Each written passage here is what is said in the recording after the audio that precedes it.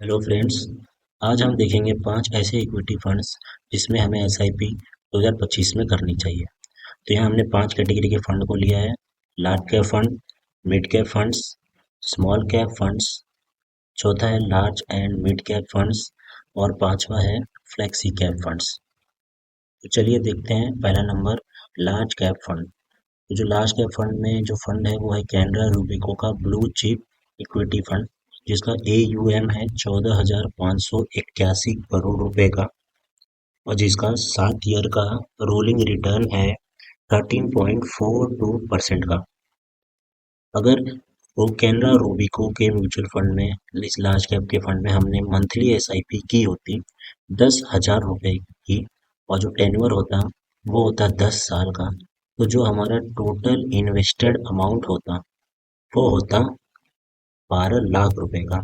और इस 12 लाख के इन्वेस्टेड अमाउंट पे हमें गेन मिलता है 18.34 लाख का। तो टोटल कॉर्पस जो निकल के आता वो आता 30.34 लाख रुपीज का। तो हम अपने सेकंड कैटेगरी के फंड पे बात करेंगे जो कि है mid cap fund. Mid cap fund में एडिलविस म्यूचुअल फंड की तरफ से मिड कैप फंड है जिसका AUM 7,677 करोड़ का है और जिसका 7 ईयर का रोलिंग रिटर्न है 18.71% का। अगर इस फंड में हमने मंथली SIP की होती 10,000 रुपए की और जो टेन्योर होता वो अगर 10 साल के लिए हमने की होती, तो जो हमारा टोटल इन्वेस्टेड अमाउंट होता वो होता 12 लाख रुपए का। इस 12 लाख के इन्वेस्टेड अमाउंट पे जो हमारा गेन होता वो होता 29.66 लाख और जो टोटल कॉर्पस बन के आता 10 साल बाद वो आता 41.66 लाख रुपीज का।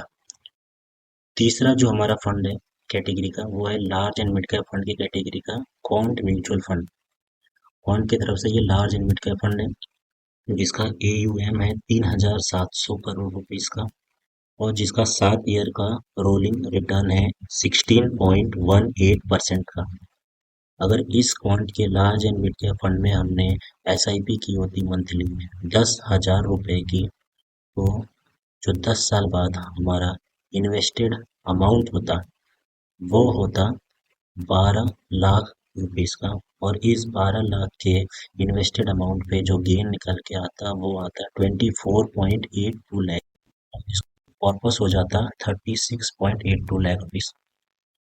हमारा जो फोर्थ कैटेगरी है वो है स्मॉल कैप फंड। तो स्मॉल कैप में निप्पॉन इंडिया म्यूचुअल फंड की तरफ से स्मॉल कैप फंड है जिसका AUM 61 या स्मॉल कैप फंड जिसका AUM है 61,027 करोड़ रुपए और जिसका 7 ईयर का रोलिंग रिटर्न निकल के आता है 22.09% का। अगर इस फंड में हमने मंथली SIP की होती 10,000 रुपए की और 10 साल के लिए की होती, तो जो हमारा टोटल इन्वेस्टेड अमाउंट होता वो होता 12 लाख रुपए का और इस 12 लाख के इन्वेस्टमेंट पे हमें जो गेन मिलता वो मिलता 39.29 लाख रुपीज का। तो हमारा फाइनल जो कॉर्पस निकल के आता वो आता 51.29 लाख रुपीज का। जो हमारे कैटेगरी है, जो फिफ्थ कैटेगरी है वो आती है फ्लेक्सी कैप फंड की। फ्लेक्सी कैप फंड में सबका फेवरेट पराग पारिक फ्लेक्सी कैप फंड जिसका AUM है 84,641 करोड़ का और जिसने 7 ईयर में रोलिंग रिटर्न दिया है 17.95% का। अमेजिंग रिटर्न दिया है।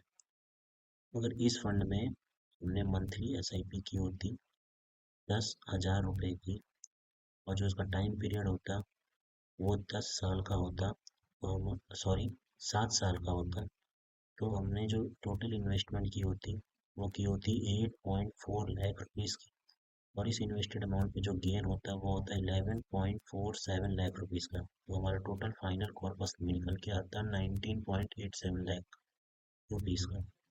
ये हमारी 5 SIPs करनी है जो 2005 में करेंगे। Thanks for watching. Subscribe and hit the bell icon.